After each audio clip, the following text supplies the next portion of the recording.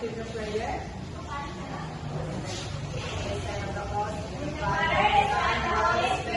Amen.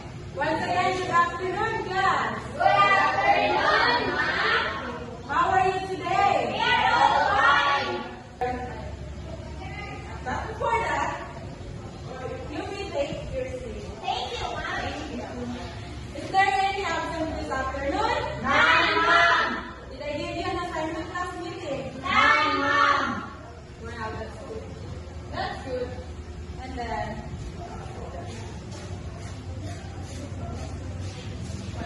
before we start our discussion, we will have our classroom rules first.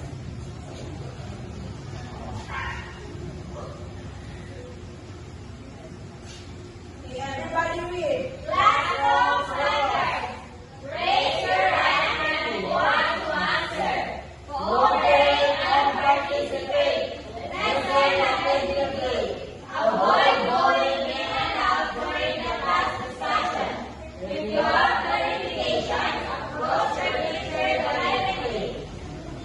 Are our classroom rules clear, class? Yes, Ma'am. Well, very good. This time, I will going to show you a picture. And all you need to do is to observe the picture carefully. Because afterwards, I will ask you questions. Is that clear, class? Yes, Ma'am. In the first picture, what have you observed? Okay, Jay? The first picture I observed in Rico. Very good. Give 3 claps to Ruby J. What have you observed in the first picture? Right? I observed in the first picture that it's about books, studies, and the same together as well. Okay, very good. Give 3 claps to Rick Arroyo. Now, in the second picture, what have you observed? Kristen May. I observed the picture having a tower. Okay, very good. Give 3 claps to Kristen May. Other observation, want to share? The second picture.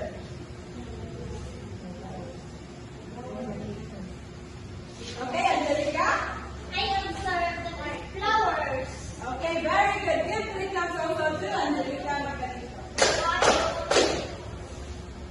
Now, based on your observation, have you seen any differences in the two pictures? Yes, ma'am. And what are those?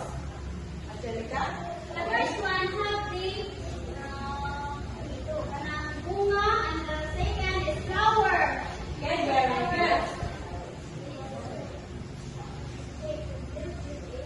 Now, since you observed some differences about the two pictures, in order for you to learn further about the pictures that I've shown you earlier, I will show you a video. But before that, I will group you into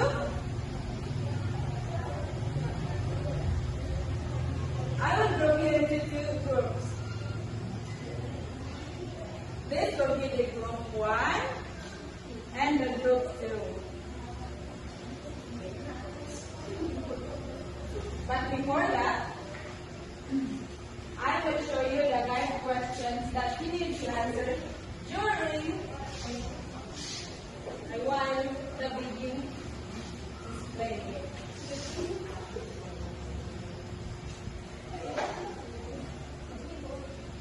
Okay, for the group 1. What is lip? Everybody read for the group 1. What is lip? What are the functions of lips? What are the main parts of the lip? What is the lip vein or the vagina? For the group 2.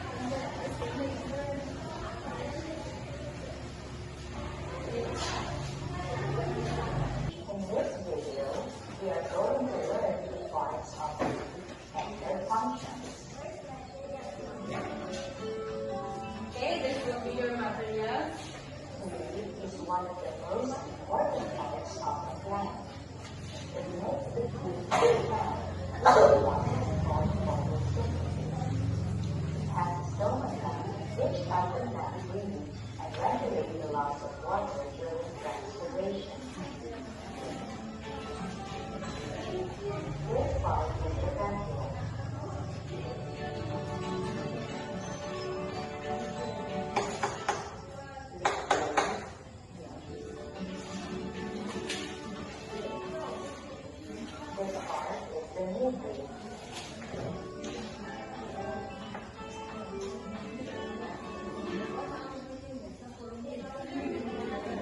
These are the veins and veinlets.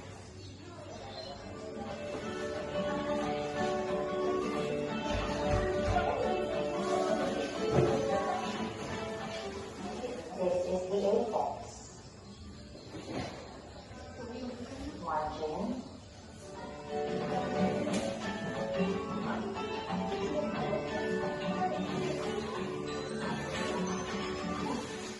And this whole part is what we call lamina.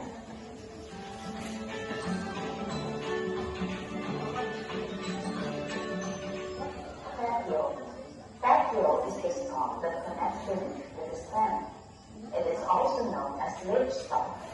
It holds the leaf to the stem and helps transport water and nutrients. Lamina. Lamina is the flat and long part of the leaf with veins and veinlets. It is known as leaf blade. Photosynthesis takes place on this part of the leaf.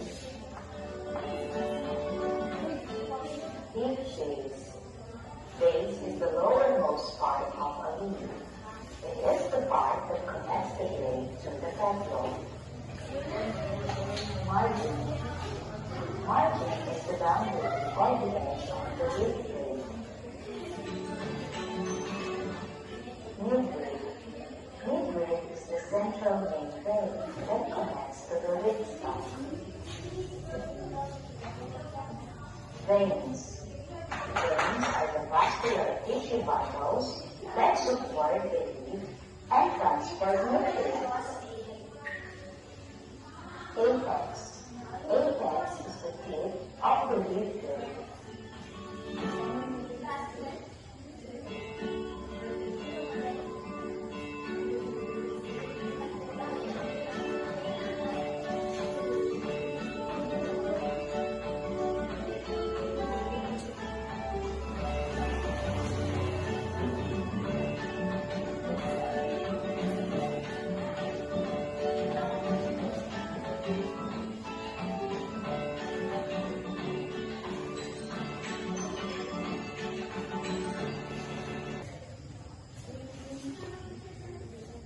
Are you done, class? Yes, ma'am.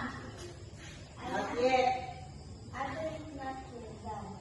Okay, I will give you another 2 minutes to finish your activity.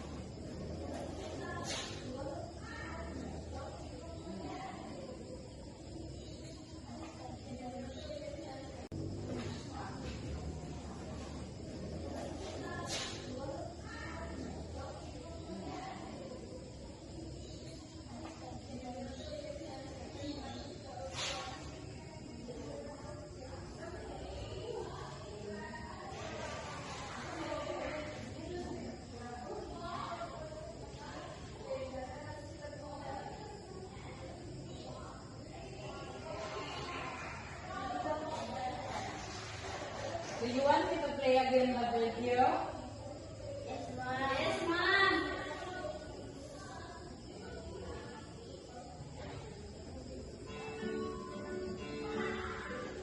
In this video, we are going to learn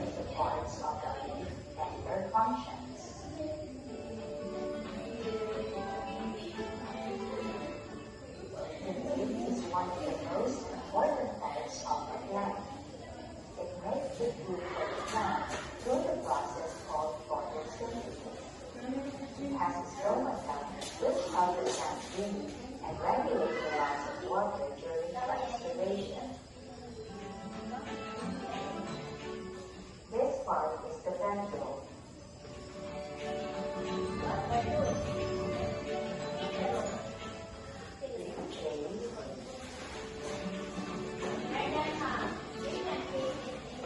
This part. Those who are done, you can face your out on the board.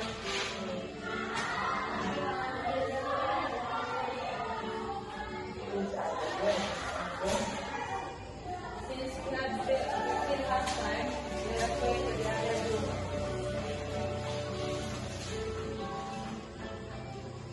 This is the apex.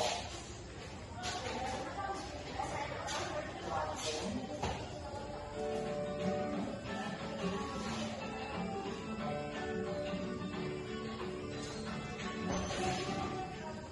And this whole part is what we call lamina.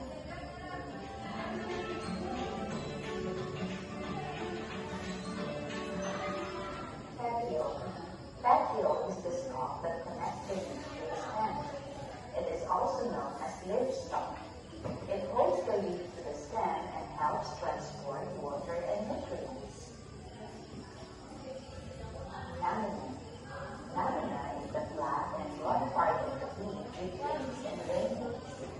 It is known as leaf blade. Photosynthesis takes place on this part of the leaf. Leaf base. Base is the lowermost part of a leaf. It is the part that connects the blade to the petiole. Margin. Margin is the boundary or the edge of the leaf blade. Midrib. Midrib is the central main vein that connects to the leaf stalk. Veins. Veins are the vascular tissue bundles that support the leaf and transport nutrients. Apex. Apex is the tip of the leaf blade. Okay, time is up. Face, finish, face your answer on the board. Yes.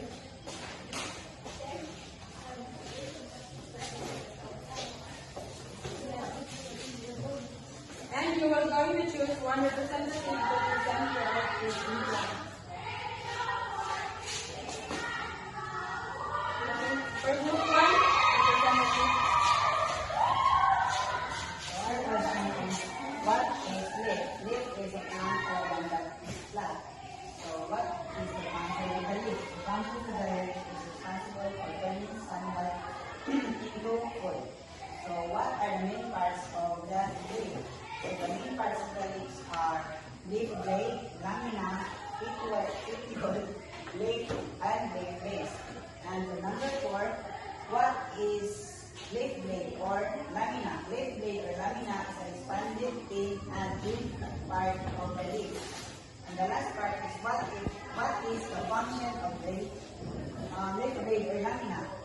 Leaf blade or lamina is responsible for photosynthesis in plants.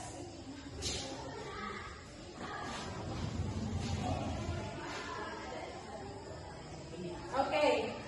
Give 5 claps for the group 1. Ready, go. And for the group 2, representative.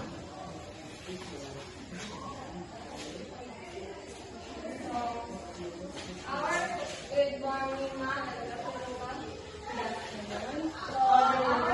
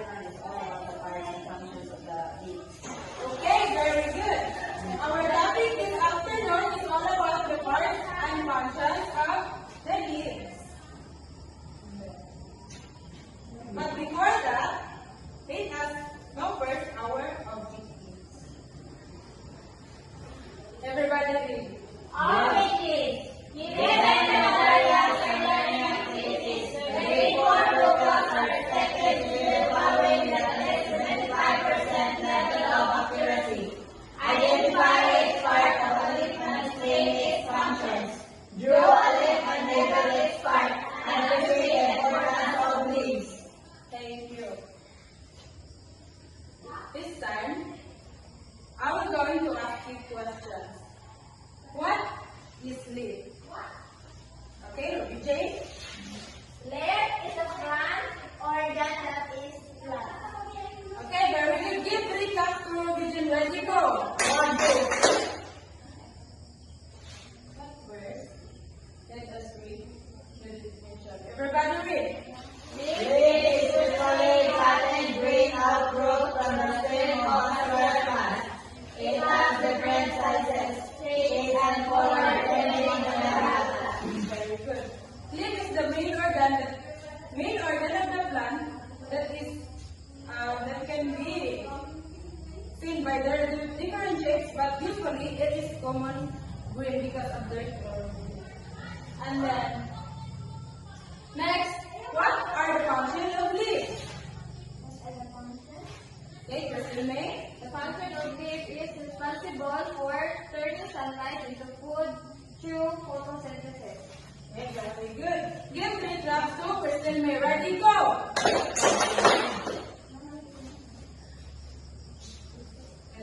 Okay, everybody read.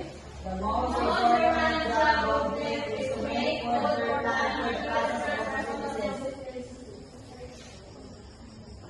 The function or the most important job of the leaf,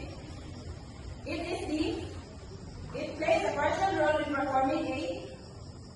performing in order to produce a food through photosynthesis. Next, what are the main parts of the leaves? Okay, Ruby J, stand up. The main parts of the leaves are leaf blade, lamina, and petiole, and leaf base. Okay. Now, since we know what are the main parts, what is leaf blade or lamina? Anyone from the group? What is leaf blade or lamina? Rex? Leaf blade or lamina is an expanded blade and green part of the leaf. Okay, very good.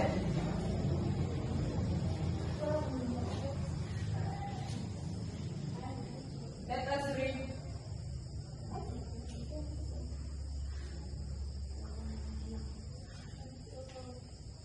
Okay. We have here the parts of the leaf.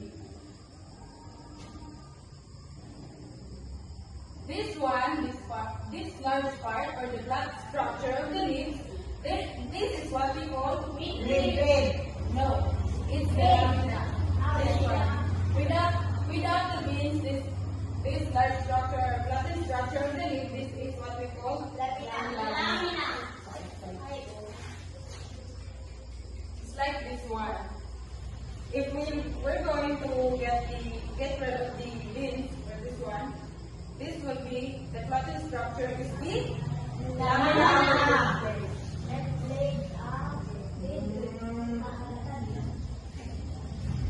Next, what is the function of leaf blade or lamina? Okay. And what is the function? How do leaf margin works?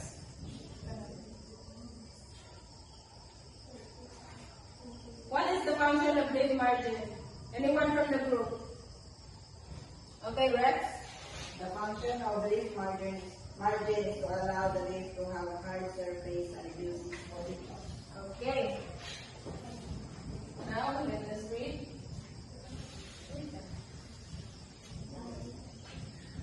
Let us add. Okay. Leaf margin is responsible for in order to avoid water loss of the plants. Or it is responsible for the maintenance of water in the leaves. Now, what do you mean by leaf apex? Leaf apex. Anyone from the class who have an idea what is leaf apex? Okay, Crystal May? Leaf apex is the protruding part of a leaf. Okay, very good. Give 3 claps to Crystal May again. When we say leaf apex, it is also known as the tip of the leaf. This one. It can be in different shapes. Maybe it will be circle, oblate, or like this one. It's sharp.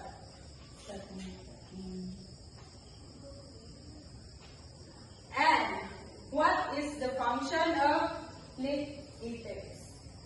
Okay, Jamaica? The function of lip apex is that it accumulates water droplets and separate droplets during breathing. Can you please louder your voice? The function of lip apex is it accumulates water droplets, separate droplets during breathing. Okay, thank you. Lip apex or tip, it is responsible or it plays a crucial role in separating water droplets during breathing.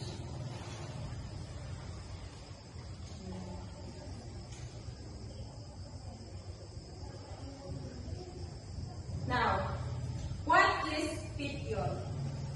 Okay, Crystal May. Petiole mouth is the stalk that joins a leaf to a seed. Okay, very good. Petiole is also known as the leaf stalk. Just like in this leaf. Where do you think is the petiole? The stalk. In a stem, ma'am. Okay, very good. In this leaf, the petiole is this one.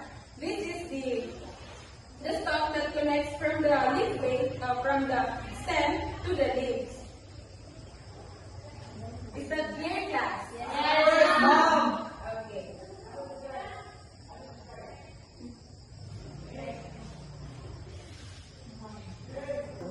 Next, what is leaf base? Anyone from the class, what is leaf base? Okay, Rex, stand up. Leaf base is a part where a leaf attaches to the stem. Okay, very good.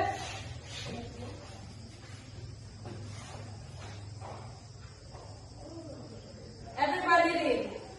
Leaf base It's like a magnet area where the leaf attaches to the stem. Okay, very good. Leaf base. Look at the picture.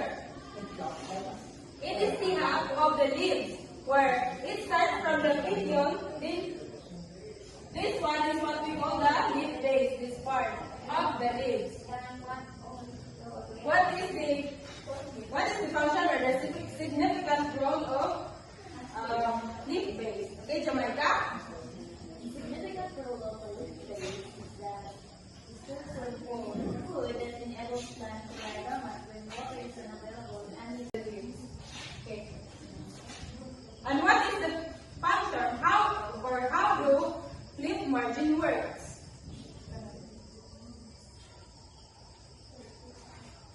What is the function of leaf margin? Anyone from the group? Okay, Rex? The function of leaf margin is to allow the leaf to have a hard surface and reduce moisture. Okay. Now let us read.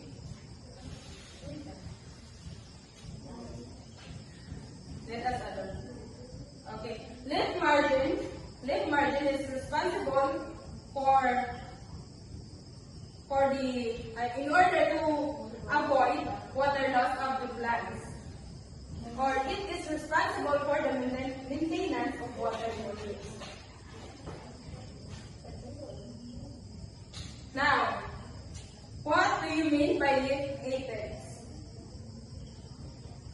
Leaf apex. Anyone from the class who have an idea what is leaf apex? Okay, Crystal May? leaf apex is the protruding part of a leaf. Okay, very good. Give 3 claps to Crystal May again. When we say leaf apex, it is also known as the tip of the leaf. This one. This is what we call the tips. This one. It can be in different shapes. Maybe it will be circle, oblate, or like this one. It's sharp.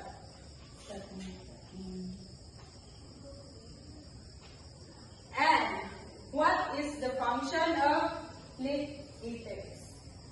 Okay, Jamaica? The function of leaf apex is that it accumulates water droplets and separate droplets during raining. Could you please louder your voice? The function of the matrix is it accumulates water droplets, separate droplets during drainage. Okay, thank you. Leaf apex or tip, it is responsible for, it plays a crucial role in separating water droplets during drainage.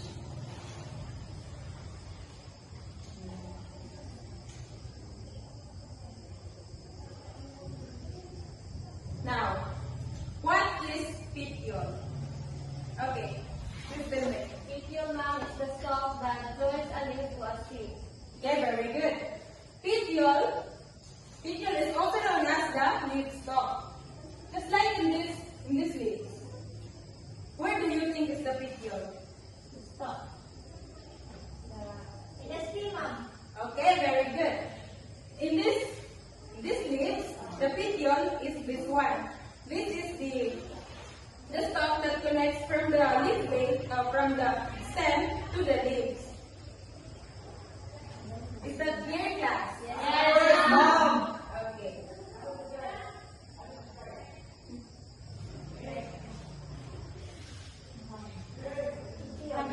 Okay. Have you seen this one? Oh, this is the Yes, ma'am. That's what we have. Petiole, ma'am. Yeah. What you have is the petiole.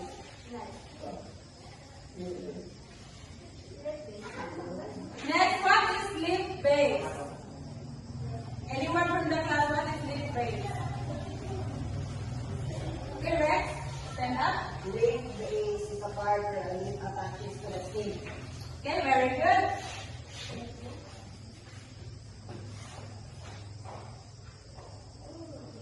Everybody read. Leaf base It's like a leaf area where the leaf attaches to the stem. Okay, very good. Leaf base. Look at the picture. It is the half of the leaves where it starts from the petiole. This one is what we call the leaf base, this part of the leaves. What is the function or the significant role of leaf base? Okay, Jamaica? The significant role of the leaf base is that it serves as food that enables plants to lie dormant when water is unavailable and it attaches to the stem. Okay, very good. Leaf base. Look at the picture. It is the half of the leaves where it starts from the petiole. This one is what we call the leaf base, this part of the leaves. What is the function or the significant role of leaf base? Okay, Jamaica? The significant role of the leaf base is that it serves as food that enables plants to lie dormant when water is unavailable and it actually grows in favorable condition again to develop. Okay. Leaf base is the water dormant or reliant when there is a favorable conditions against water loss. Next, what are the two types of leaves? Okay, Kristen, Miss Tata. The two types of leaves, ma'am, is simple and compound leaves. Very good. Give 5 claps to Crystal May.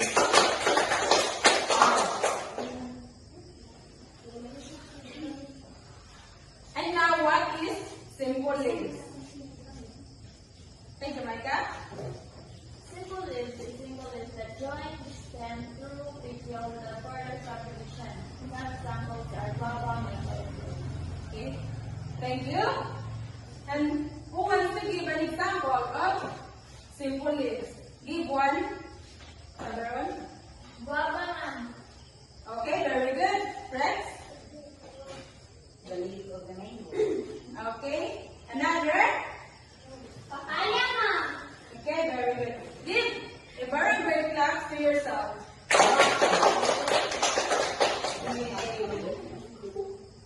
Now, what is the compound leaves? Anyone from the class? What is compound leaves? Okay, Rex? Compound leaves are completely divided and forming leaflets. Okay. Compound leaves, these are the types of leaves that are divided into leaflet units. Everybody read? Compound leaves divided into leaflet units.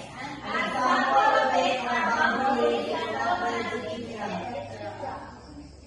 Have you seen this kind of leaves? Yes, ma'am. What do you call that leaves? It's a fern. Okay, very good. Do you think ferns are edible for us to eat? Yes. Yes. Some of the ferns. Because Not all fern, ma'am. yes, that's right. Now, give me an example of compound leaves. Give at least one, Jerica. Coconut leaves. Again, can you stand up? Coconut leaves. Okay, very good. Another one. Rose. Rose. Rose fern. Okay, very good. This one is fern. Ferns are example, one of the essential example of compound leaves. And now, why do you think leaf is important in our daily life? Okay? Anyone from the class? Okay. Jamaica, can you stand up? Leaf is important in our daily life because without leaves, the plants will not, or the plants will not do photosynthesis, which makes foods for us and also gives us oxygen in order for us to breathe. Okay, that's a brilliant idea. Give barangay class to Jamaica. Okay. Any idea what is there? Okay. Any clarification? Question? Okay, since none, then we will have an activity. This time, you're going to draw a leaf and then you're going to label it based on their parts. It is an individual activity. Is it clear, class? Yes, ma'am.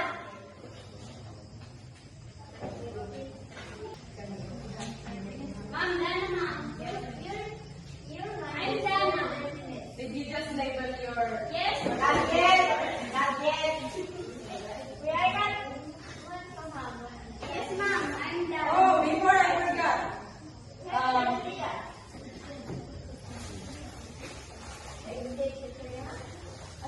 This will be your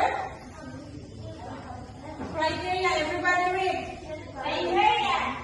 Sit down again. Criteria. Correct. Everybody read the criteria for you. Correctness of makeup, patent points, creativity, and qualitative, and quality, present, brain, mind, points, total, 45 points. We can continue.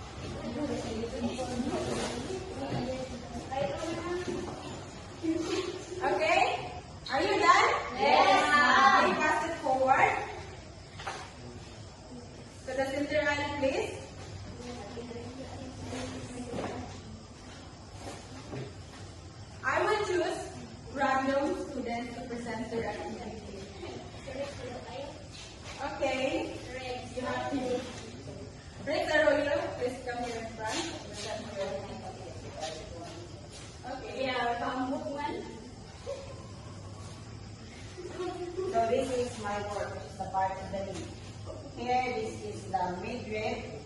This is the midrib, the vein, all of these are the vein, the lymph base, the petiole, and the lamina or lymph plate, the margin, then the left apex is pentomen. That's all. Thank you. Okay, give 5 claps. Are you ready? Go! Next, I'm going to pick another one. Last one. This will be Crystal May. Come here in front. So after this class, we have learned classmates. This part is the blade. Wow. And this part Everybody is listen. the apex. And this part is the margin. And Midrib. it is base. And it is midrib. And it is petiole. And this is the leaves. That's all. Thank you. Okay. Give yourself a barangay clap. Ready, go. And then, now, in order for me to know that you really understand or listen to our discussion, I will going to ask you some questions. Okay. What is leaf? Okay, Angelica? Left is a plant organ that is flat. Okay, very good. Give 5 claps to Angelica Mosquito. Okay, another. What are the main parts of the leaf? Ruby J? The 4 main parts of the leaf are neck blade, lamina, petiole, and leaf base. Okay, very good. Give another 5 claps to Ruby J. Ready, go. And what are the 2 types of leaves? Teacher Micah? Louder your voice, Two please. sets of leaves is simple and simple, and complex. Okay, very good. Give 5 claps to Jamaica also. Ready, go. Who wants to give an example of simple leaves? Give us this one. Crystal May, stand up. An example of simple leaves, ma'am, is mango. Only one. Okay, that's correct. Very good. One. Okay, another one. Give Rex. Okay, very good. How about the compound leaves? Give an example of compound leaves. Ruby J? Bamboo leaf. Okay, very good. Anyone? Okay, very good. Another? Ferns, ma'am. Okay, that's all. Give yourself a big up for the last time. Now, what is the importance of the leaf? Ruby J? Give your idea what is the importance since you already watched and listened.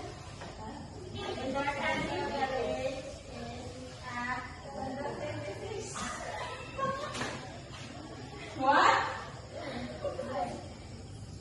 Okay. That's one. Okay.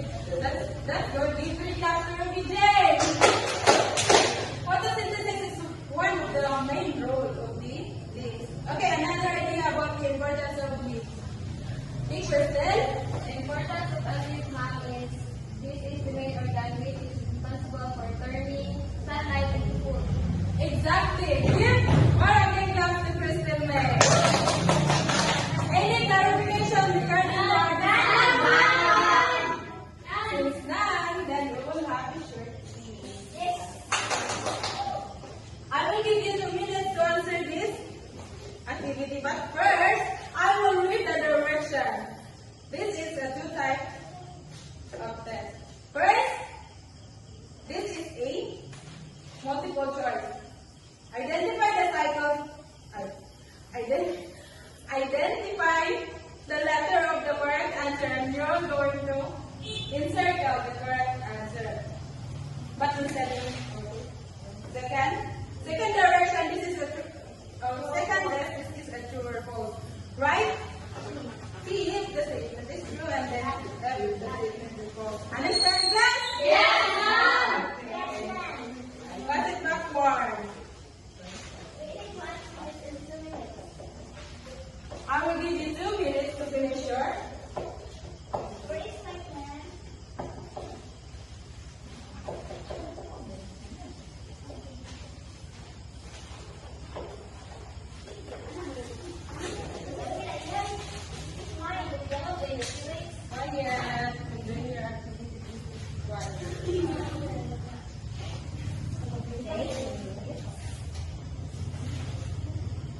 For those